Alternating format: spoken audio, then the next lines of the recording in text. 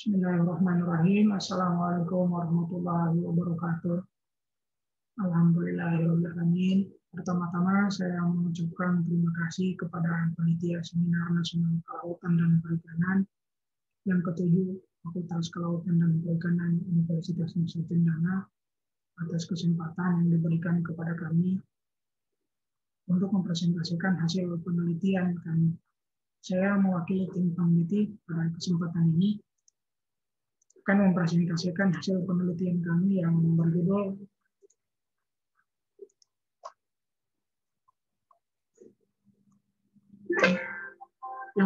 tentang penerapan metode enkapsulasi kering dalam upaya menyimpan protein albumin ikan gabus Anas striata. Penelitian ini diketuai oleh Dr. Insinyur Gatot Siswohutomo MP, dosen Fakultas Pertanian Universitas Tadulako, Dr. Insinyur Sandiok Mbode MSc, dosen Fakultas Peternakan dan Perikanan Universitas Tadulako, dan saya sendiri Sukri SPI, staf pada Sekolah Tinggi Perikanan dan Kelautan Palu.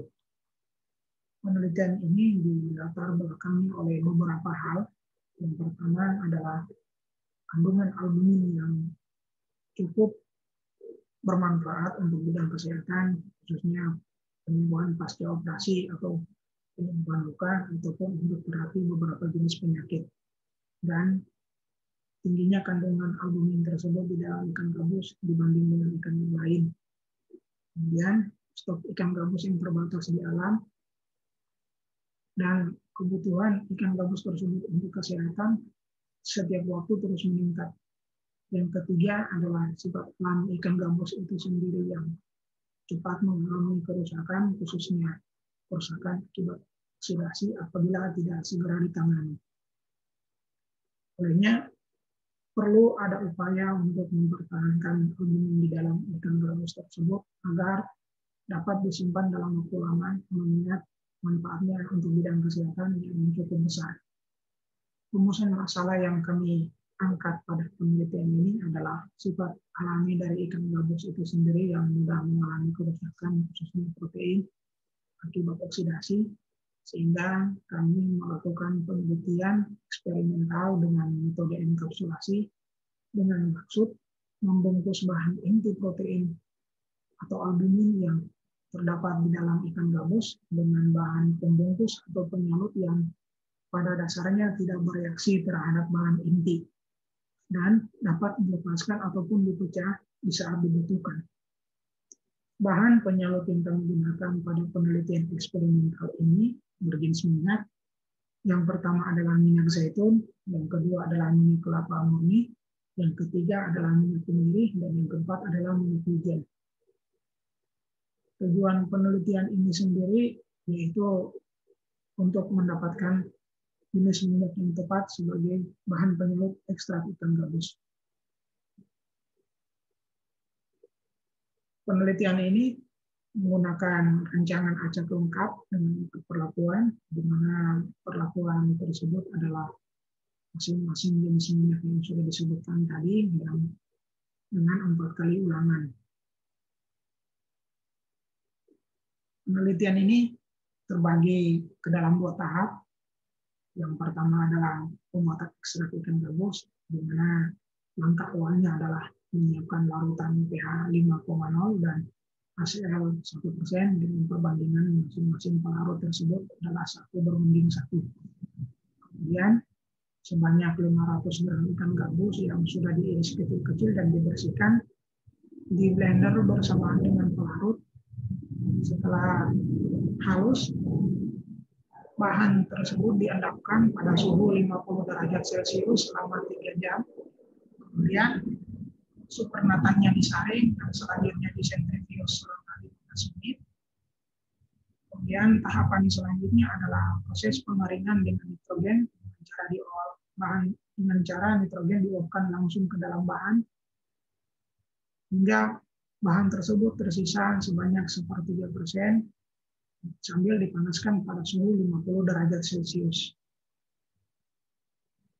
Tahapan yang kedua adalah proses enkapsulasi, di mana 100 ml ekstrak ikan gabus, kemudian ditambahkan 100 gram maltodextrin dan ditambahkan 2 gram Win 80 dan minyak perlakuan masing-masing 5 ml, dicampurkan ke dalam satu wadah dan dihomogenkan. Kemudian bahan tersebut dikeringkan dengan oven pada suhu 50 derajat Celcius hingga kering. Dan setelah kering, bahan tersebut dihaluskan dan diisikan ke dalam kapsul untuk disimpan. Parameter uji yang dianalisa pada penelitian ini, yang pertama adalah kadar protein terlarut menggunakan metode absorbansi langsung dengan spektrofotometri UV visible. Yang kedua adalah kadar albumin juga menggunakan metode absorbansi langsung dengan spektrofotometri UV visible. Yang ketiga, analisa asam lemak bebas menggunakan metode AOACS tahun 1998. Kemudian analisa antioksidan menggunakan metode titrasi iodik vitamin C. Kemudian analisa kadar abu dan kadar air menggunakan metode oven AOAC tahun 2005. Hasil penelitian menunjukkan bahwa kadar analisa kadar protein terlarut menunjukkan bahwa penyalut minyak kemiri memberikan nilai yang tertinggi dan penyalut minyak kelapa murni memberikan nilai terendah. Penyalut minyak kemiri berdasarkan hasil analisa statistik memberikan nilai yang berbeda signifikan terhadap penyalut yang lain. Dan begitu juga minyak kelapa memberikan perbedaan signifikan terhadap penyalut yang lain. Hal ini diduga karena sifat alami dari minyak kemiri itu sendiri yang cepat mengering dan sensitif terhadap panas, diduga meningkatkan kandungan protein terlarut di dalam enkapsulan ikan gabus. Sedangkan minyak kelapa memiliki sifat yang tahan terhadap panas sehingga hal ini diduga memberikan nilai yang rendah terhadap protein terlarut enkapsulan ikan gabus. Begitu halnya dengan hasil analisa kadar albumin, yang di mana albumin ini sendiri merupakan fraksi dari protein, sehingga hal yang berpengaruh terhadap perubahan protein juga berpengaruh terhadap perubahan albumin, di mana penyalut minyak kemiri memberikan nilai yang tertinggi dan yang memberikan nilai terendah adalah penyalut minyak kelapa murni.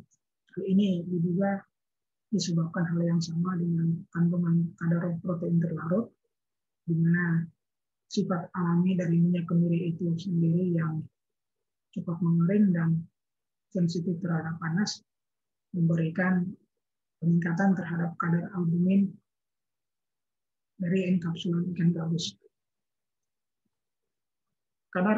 Analisa kadar antioksidan menunjukkan bahwa penyalut minyak zaitun memberikan nilai paling tinggi dan penyalut minyak wijen memberikan nilai paling rendah. Penyalut minyak zaitun dan penyalut minyak kelapa murni dan minyak wijen menurut analisa statistik tidak berbeda nyata, tetapi ketiganya berbeda nyata terhadap penyalut minyak kemiri.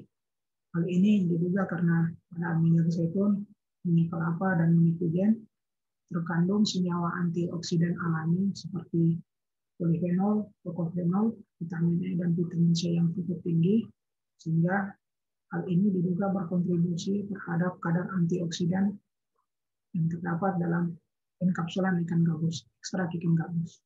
Sedangkan pada minyak kemiri, kandungan senyawa antioksidan alaminya cukup rendah, sehingga hal ini diduga berkontribusi terhadap kandungan antioksidan yang terdapat di dalam enkapsulan ekstrak ikan gabus. Sedangkan pada analisa kadar asam lemak bebas menunjukkan hasil penyalut minyak kelapa murni memberikan nilai yang paling tinggi dan berpengaruh signifikan terhadap penyalut minyak yang lain, sedangkan penyalut minyak zaitun dan penyalut minyak wijen memberikan hasil yang sama. Hal ini diduga karena senyawa asam lemak jenuh yang aktif atau yang tertinggi di dalam minyak kelapa murni jenis palmitat memberikan kontribusi yang besar terhadap peningkatan kadar asam lemak bebas di dalam enkapsulan ekstrak ikan gabus. Sedangkan pada minyak zaitun dan minyak kemiri mengandung senyawa asam lemak takdunu yang ikatan jenis ikatan rangkap dan ikatan tunggal yang cukup tinggi, sehingga hal ini diduga menjadi penyebab kadar asam lemak bebas di dalam enkapsulan ekstrak ikan gabus rendah. Pada hasil analisa kadar air menunjukkan bahwa penyalut minyak kelapa berkontribusi memberikan nilai yang paling tinggi dan penyalut minyak zaitun berkontribusi memberikan nilai yang paling rendah. Kadar air itu sendiri dapat memberikan gambaran tentang kualitas suatu bahan, begitu juga kadar abu memberikan gambaran tentang kualitas suatu bahan, di mana menurut beberapa pendapat kadar air yang rendah berarti kualitasnya semakin baik. Begitu juga kadar abu yang bila kandungannya tinggi berarti kualitas bahannya semakin baik karena lebih tinggi kadar abu maka tinggi pula kadar mineral yang ada di dalamnya. Hasil analisa kadar air menunjukkan bahwa minyak zaitun memberikan nilai yang terbaik dan hasil analisa kadar abu juga menunjukkan hal yang sama, sehingga pada penelitian ini kami berkesimpulan bahwa penyalut yang terbaik untuk digunakan sebagai bahan penyalut untuk ekstrak ikan gabus adalah jenis minyak zaitun.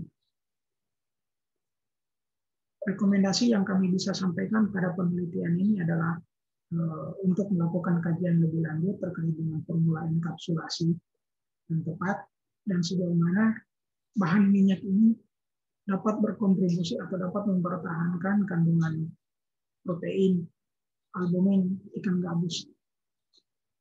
Demikian yang bisa saya sampaikan, kurang dan lebihnya mohon maaf, dan saya ucapkan terima kasih banyak terutama kepada panitia atas kesempatannya, dan saya akhiri dengan ucapan alhamdulillahirabbil alamin. Assalamualaikum warahmatullahi wabarakatuh.